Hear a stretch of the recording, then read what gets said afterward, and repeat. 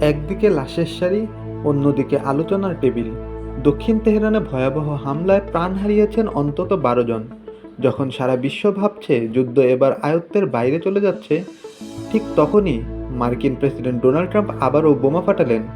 তিনি দাবি করছেন আলোচনা চলছে। একদিকে বোমা পড়ছে আর অন্যদিকে ট্রাম্প কিসের আলোচনার কথা বলছেন? এটি কি তবে ইরানকে শান্ত রাখার কোনো বড় কূটনৈতিক চাল, নাকি পর্দার আড়ালে নতুন কোনো সমীকরণ তৈরি হচ্ছে? চলুন জেনে নেই তেহরান থেকে ওয়াশিংটনের সর্বশেষ আপডেট।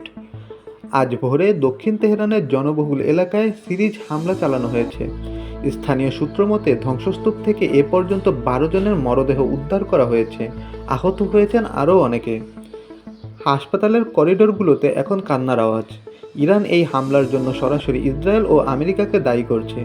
কিন্তু এই ভয়াবহ উত্তেজনার মধ্যেই হোয়াইট হাউসে সাংবাদিকদের মুখোমুখি হয়ে ট্রাম্প বলেন, আলোচনা চলছে এবং আমরা দেখছি কী করা যায়। এই পরস্পর বিরোধী পরিস্থিতি এখন সাধারণ মানুষকে দ্বিধায় ফেলে দিয়েছে। সামরিক বিশ্লেষকরা বলছেন, ট্রাম্প সম্ভবত ডাবল গেম খেলছেন। একদিকে সামরিক চাপ দিয়ে ইরানকে কোণঠাসা করা, আর অন্যদিকে আলোচনার প্রস্তাব দিয়ে সময় নেওয়া, যাতে দিয়েগো গার্সিয়া বা অন্যান্য মার্কিন ঘাঁটিতে ইরানি হামলা ঠেকানো যায়। ট্রাম্প এর আগেও বহুবার দাবি করেছেন যে ইরান একটি চুক্তিতে আসতে চায়। কিন্তু তেহরানের রক্তঝরা রাস্তাগুলো কি ট্রাম্পের এই আলোচনার প্রস্তাবে সাড়া দেবে, নাকি এই 12 জনের মৃত্যু ইরানকে আরও ভয়াবহ কোনো হামলার দিকে উস্কে দেবে? আপনার কি মনে হয়, বোমা হামলা চালিয়ে কি আলোচনার টেবিল গরম করা সম্ভব?